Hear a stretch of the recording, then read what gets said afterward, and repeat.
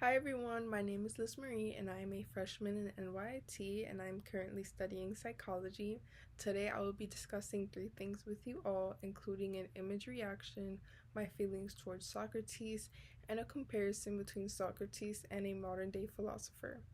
So first up with the image reaction. When I first saw the image, I was definitely reminded of family reunions and the summertime. It definitely made me miss the summertime a lot, and just the feeling of family reunions where you're kind of catching up with family members that you haven't seen in a while, and everything just feels so nostalgic. So that's how I felt towards that image. In terms of Socrates, I think that one of the most interesting things about Socrates is that everything that we know about him isn't told to us or isn't discussed through him. It's mostly discussed toward people who, or through people who knew him or who learned about him.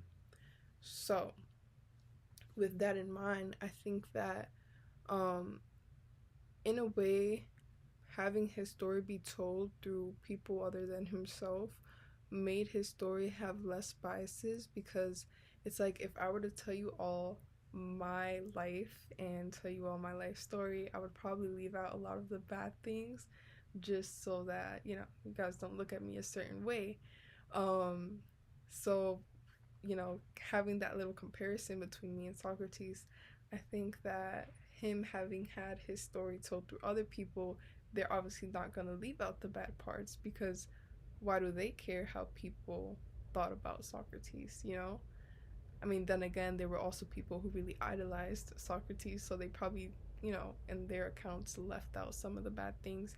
But I think that through a lot of the accounts, we got to see how annoying Socrates was in his way that he questioned everyone and chatted their heads off about different theories and just like what they thought about different things.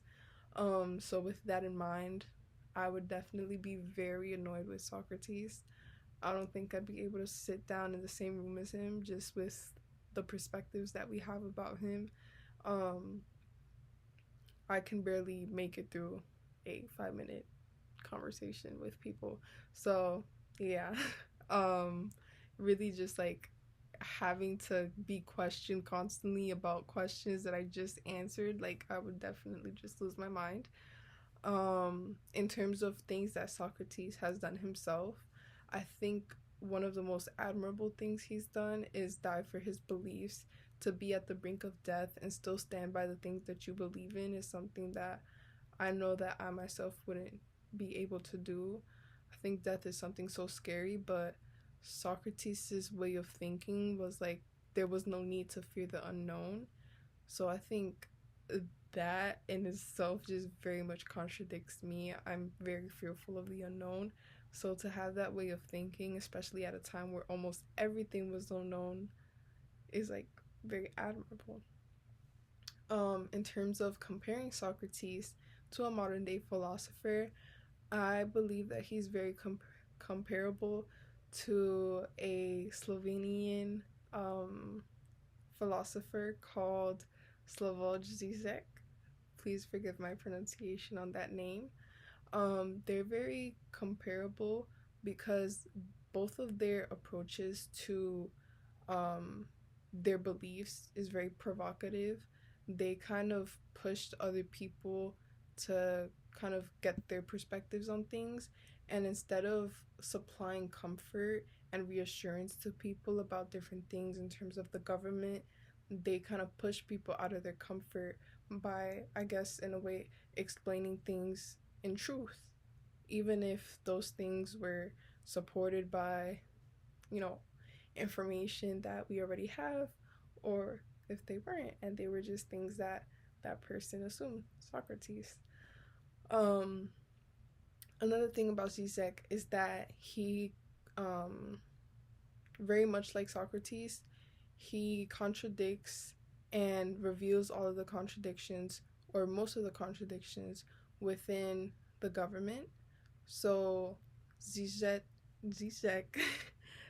focuses on nationalism, capitalism, liberalism, and amongst many other things within our government, while Socrates obviously was revealing things or contradicting things within Athenian government.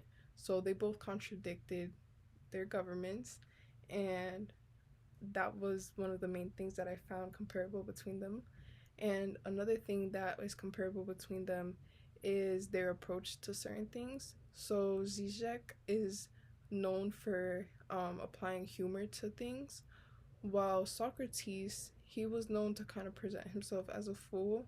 It's what a lot of people viewed him as. So instead of, I guess, in a way taking it as an offense, he used it.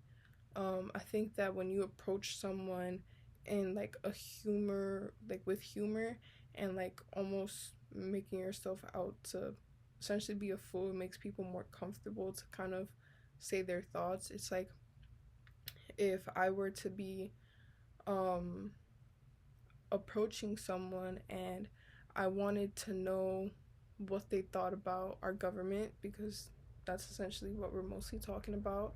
I'd kind of ask them questions as if I knew nothing, and based on their tone, what biases they reveal, and just like what information they do know about it, I feel like I'd be able to learn a lot.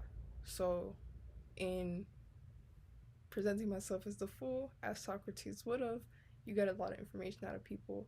And then with Zizek, in terms of presenting yourself with humor and approaching things with humor, it makes people feel more comfortable. So that's all of my thoughts. I'm happy to hear everyone else's. And that's it for now. Bye, guys.